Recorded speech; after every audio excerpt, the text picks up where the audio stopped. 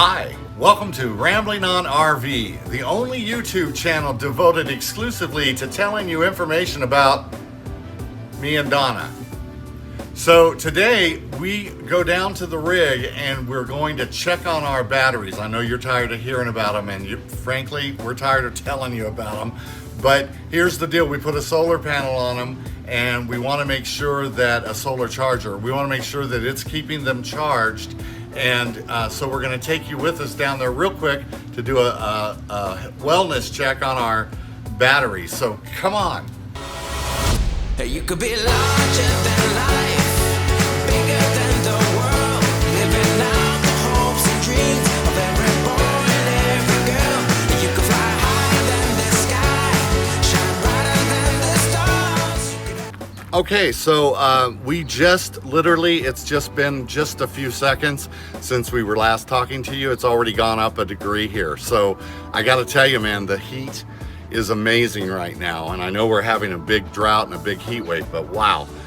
So what I'm going to do now is I've got your pretty standard run-of-the-mill multimeter. I'm going to get under there. I'm going to see what happened with the batteries, if they've been holding a charge. Okay, so the batteries are showing an output of 13.39 volts. So turning off the master switch and hooking up the solar panel has kept them completely charged and completely healthy. Very happy about that. And you probably are too, because what that means is this is the last time probably we're gonna talk to you about our batteries. Yep, they're showing at 13.39. And I don't think I could be any happier with that. That means they actually increased with the solar charger. Yeah, wow. So let me get out of here. All right, well, that wraps it up at the rig today. We're gonna close this thing back up. I am absolutely ecstatic that this panel is keeping the charge going. It won't let them overcharge. It has a chip in it, and between it and unhooking the power, even though I have a disconnect switch, Gary, home run, man. Thank you so much for your advice and recommendation. You know, that's how this community works, right? That's how the RV community works, is you hear a little bit over here, you take this advice over there, and you solve your problems, and you solve your own problems. And when you do that, you feel really cool. I am so sorry that we led you through such a nightmare of me talking about my batteries. This is like the fourth video now where I've talked about batteries, but hopefully we all learned something through this process. And I think the thing I learned the most is unhook that. You don't have to pull your batteries out unless you want to, but at least unhook them so that there's no parasitic drain on them whatsoever. And if you can, get yourself a battery tinder. This is called DuraVolt. It's very inexpensive for what it is. It attaches with magnets, yet it looks like it's screwed onto this here. I actually found this by watching Big Truck, Big RV, another YouTube channel. Great YouTube channel, by the way. It talks about handy tips and gadgets and stuff. He's the one that told me about this panel. They make them in, I believe, 3 sizes. This is the medium size. And it was about $100? Yeah, it was $100 bucks. Well worth it, because it will save your batteries. And in this heat, if your batteries go dead, you're gonna lose them in about a week, maybe. I have another question. Just the heat by itself? Just a moment, Donna. I'm not taking questions yet. Okay, now I am. Just the heat by itself will drain a battery? Like if we left them in there without the solar charger, would they drain? It's hard on them. They will drain. Batteries will inherently drain over time. If there's nothing pulling on them though, it takes quite a while. But here's the problem: is once they get below, these batteries, because they're acid, once they get below 50% of charge, the heat will kill them. It will kill them, and it will kill them fast. And so that's why I was so worried about them, because they were brand new batteries. But the good news is that if you've got some kind of a tinder going on, just as a safeguard, and you unhook that power, as Gary, my neighbor, taught us, your batteries are gonna stay healthy. And that's important, because they're not inexpensive, right? It costs about $300 to outfit both batteries. We have another question, just a moment. Yes, ma'am. And what is a full charge? What number is You're looking for considered? somewhere anywhere above 12, up to like 14. I think 14 and a half is what Gary has told me he likes to see. These are at about 13 and a half, which I am fine with because they were at 12 and a half when we parked it. So they are maintaining, they are healthy, they are fine. And if it was a little cooler out, they'd probably be at that 14. The heat really messes with them, so does extreme cold. So as you know, there's a lot that goes into maintaining your RV, right? If we're not worried about our batteries, we're worried about our tires. So those are just your kind of your simple general maintenance things that can really ruin a trip. So We were able to recover these batteries. What had they dropped to? they were showing at about 3.5, and we got them before it got real hot. We took them to the house. We put them on a battery charger. We actually put them on Gary's battery charger because I didn't have one. It brought them back to life.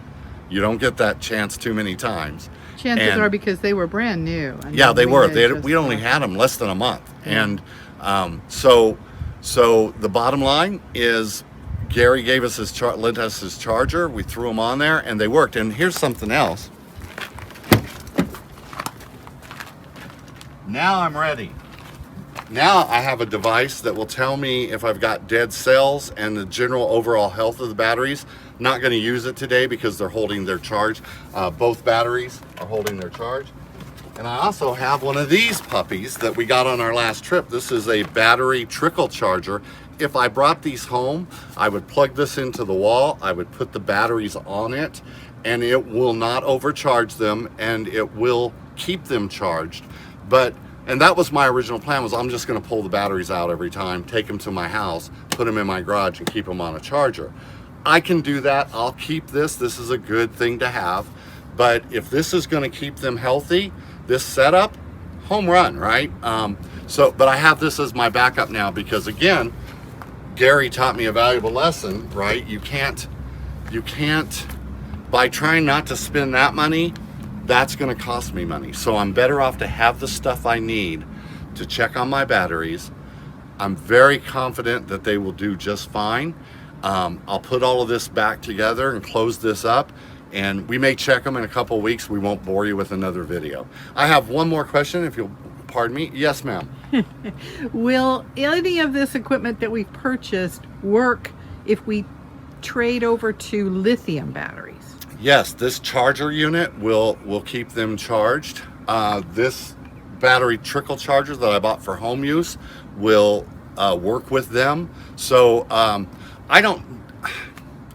the jury's still out for me on lithium batteries because I think we talked in our last video that we're not big off-grid type campers. We like our services.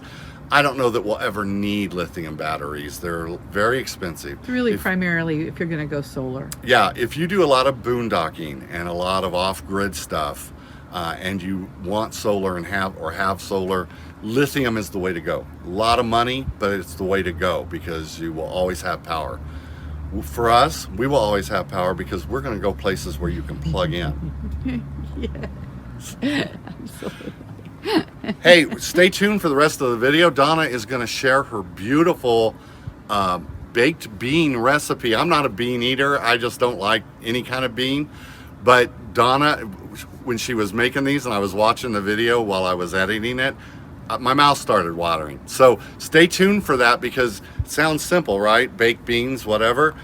Donna's recipe takes it up about 4 notches. So stay with us and watch that. Roll that beautiful bean footage.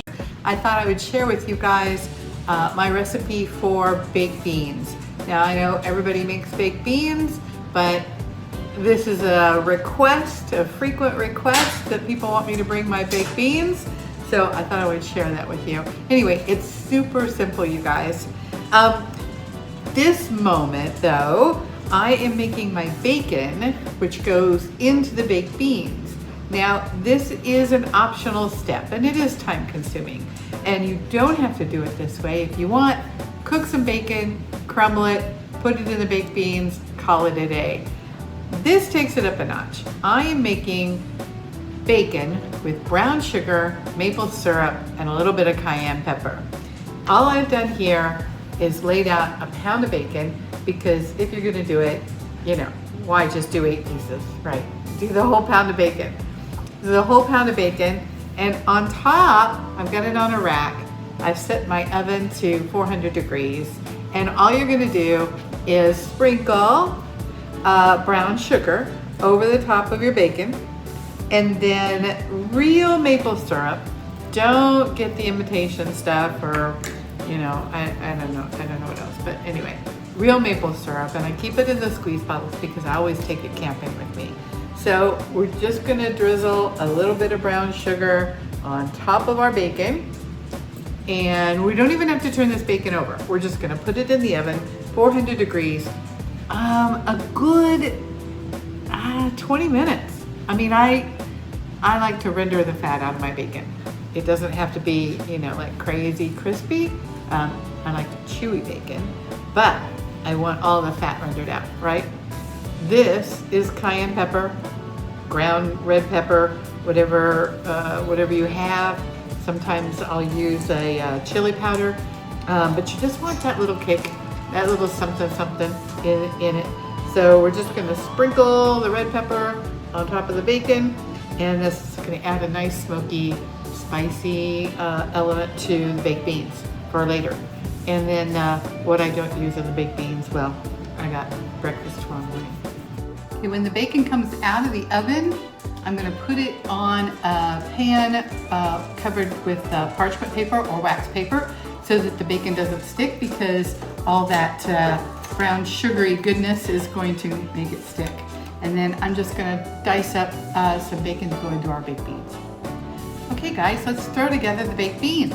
What I've got here is a 55-ounce can of Bush's baked beans. I've used pork and beans, I've used all kinds of different beans. It doesn't make any difference what kind you use. If I use the pork and beans, I'm gonna take out that little gross piece of pork that's always on the top of the can when you open it. Nobody needs that. I do it for flavor. It has nothing to do with keeping it in here. Yuck. All right, that's our big can of beans. Looks like I've got some beans down in there I wanna get out of there. Don't wanna leave any bean behind. All right, and to this, we are going to add a half a cup of brown sugar,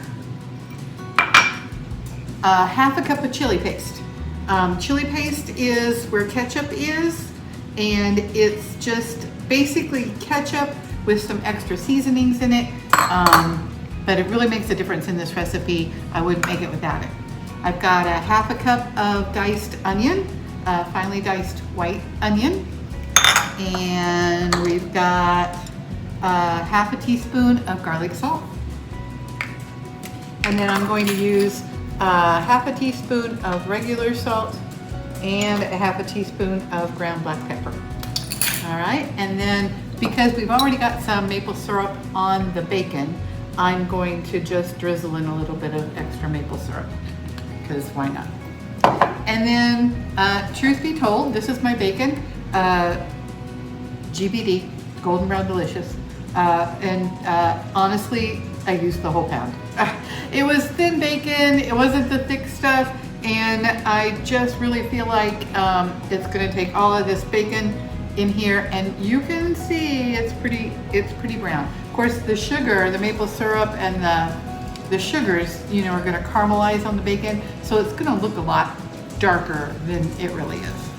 All right, so we're gonna put all this bacon in here. We're going to mix this baked beans up really good. We're gonna get it all combined. We're gonna stick it in the oven, 350 degrees for about 30 minutes, 45 minutes.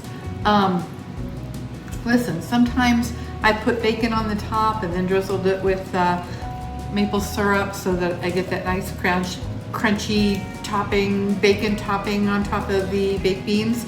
But no matter how you do it, this recipe is outstanding, you guys, and everybody will definitely come back for more. Okay, so I've got our baked beans all mixed up good. You want to get really stir that brown sugar in there and get it all dissolved, and it looks really yummy. I hope you guys try this.